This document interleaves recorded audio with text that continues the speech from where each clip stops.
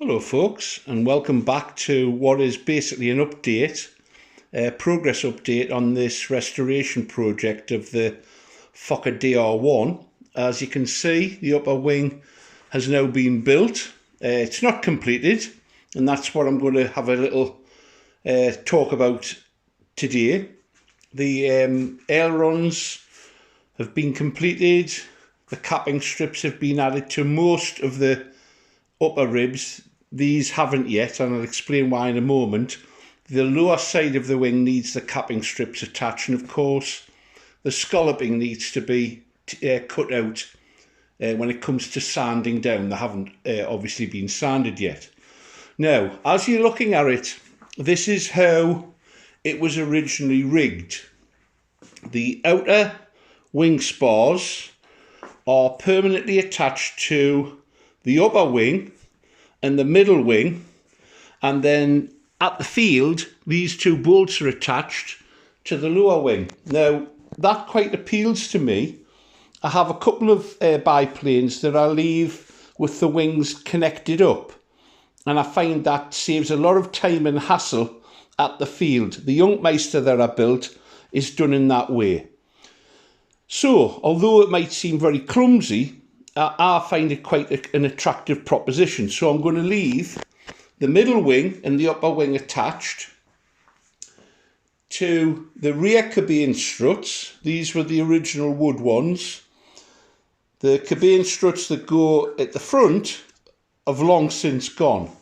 However, I am going to replace these with aluminium struts, and I just need to work out how I'm going to actually block them in to the wing. Now these have obviously been tapered and glued into blocks.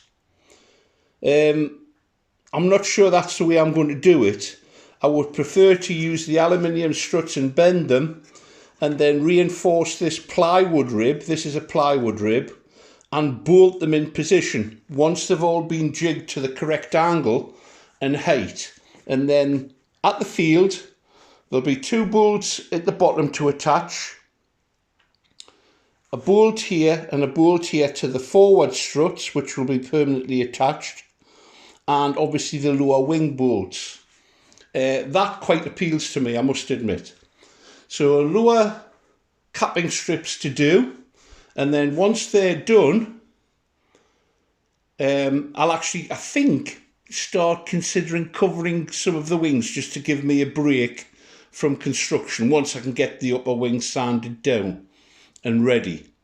But bit of progress. I've pushed on hard with this build in the last week, and in doing so I've got that upper wing built despite the lack of plans.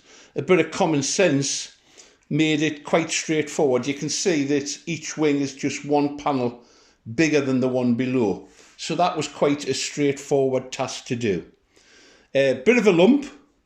I'm really looking forward to pushing on with this. Undercarriage needs to be made, and of course it's not strictly a triplane. There's a fourth wing between the wheels, so I need to make that inter-wheel wing next.